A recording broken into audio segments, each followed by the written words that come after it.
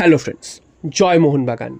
আজকে দুপুরে হঠাৎই একটি খবরে মোহনবাগান সমর্থকদের মাথায় আকাশ ভেঙে পড়ে, কারণ মোহনবাগানকে ট্রান্সফার ব্যান করা হয়েছে ফিফার তরফ থেকে, তেমনটাই নিউজ উঠে এসেছিল। তো প্রথমে ব্যাপারটা বোঝা যাচ্ছিল না যে কি হয়েছে হঠাৎ করে, কারণ মোহনবাগান ইতিমধ্যেই ট্রান্সফারের আগামী মরশুমে প্লেয়ার নামার জন্য কিন্তু পরিকল্পনা করতে শুরু করে দিয়েছে। তো এই সময় যদি ট্রান্সফার ব্যান খায় তাহলে তো আগামী মরশুমের পরিকল্পনা বা আগামী মরশুমে প্লেয়ার নেওয়া একেবারেই আটকে যাবে, এবং যার ফল কিন্তু আগামী মরশুমে পড়তে চলেছে।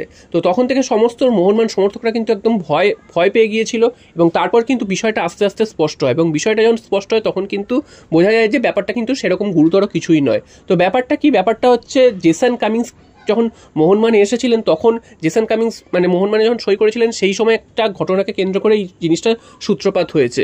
তো মোহনবাগান কিন্তু জেসন কামিন্সকে যখন সেন্ট্রাল কোস্ট মেরিনার্স থেকে নিয়ে আসে তখন কিন্তু মোহনবাগান তাদেরকে একটা নির্দিষ্ট ট্রান্সফার ফি দিয়েছিল, এবং মোহনবাগান যে কোনো প্লেয়ারের টাকা আটকে দিয়েছে বা কোনো প্লেয়ারকে টাকা দেয়নি তাই জন্য ট্রান্সফার ব্যান করেছে তা কিন্তু একদমই নয়। মোহনবাগান জেসন কামিন্সকে নিয়ে আসার সময় কিন্তু তার নির্দিষ্ট পরিমাণ ট্রান্সফার ফি দিয়েই নিয়ে এসেছিল।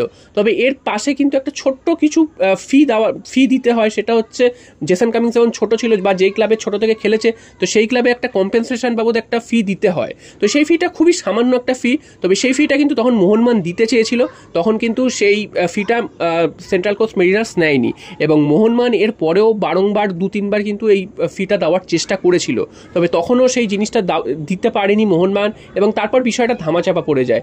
তো হঠাৎ করেই এখন ফিফার তরফ থেকে জানানো হয়েছে যে সেই ফিটা না দেওয়ার জন্য মোহনবাগানকে ন্যাশনাল ট্রান্সফার ব্যানের সম্মুখীন হতে হয়েছে।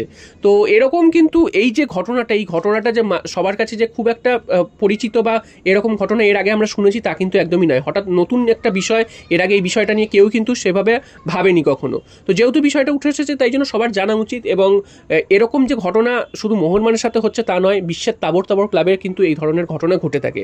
তবে এই ঘটনাটা এতটাই যে ছোট সেটা নিয়ে কিন্তু অন্য কোনো ক্লাব মাথা ঘামায় না, সেটা হয়তো 1-2 দিনের মধ্যে কথাবার্তা বলে বা একটু সামান্য কিছু ফাইন দিয়ে বিষয়টা মিটে যায়। তো মোহনবাগানও সেরকমটাই করবে, যেটা শোনা যাচ্ছে 1-2 দিনের মধ্যেই মোহনবাগান এই বিষয় নিয়ে আলোচনা করবে, এবং তারপর কিন্তু যদি ফাইন দিতেও হয় সেটা কিন্তু খুবই সামান্য ফাইন, 10 থেকে 15 লাখ টাকার মতন ফাইন দিতে হতে পারে।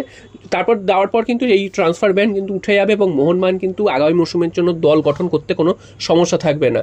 তো এই ব্যানটার জন্য কিন্তু মোহনবাগানকে ফিফার তরফ থেকে একটি চিঠি পাঠানো হয়েছে, সেই চিঠিটা আবার এআইএফএফ পাঠিয়ে দিয়েছে মোহনবাগান ক্লাবে। তো সেইটাই কিন্তু তোমাদের জানানো ছিল যে এইটা নিয়ে ভাবার কিছু বিষয় নেই, এবং এটা নিয়ে কিন্তু চিন্তা করার কোনো বিষয় নেই, এবং মোহনবাগান আগামী মৌসুমে যেমন দল গড়তে চালু করে দিয়েছে এখন থেকেই সেরকমই কিন্তু করবে, এবং কোনো প্লেয়ারকে সই করাতেও কিন্তু মোহনবাগানের কোনো অসুবিধা হবে না আগামী মরশুমে। জয় মোহনবাগান।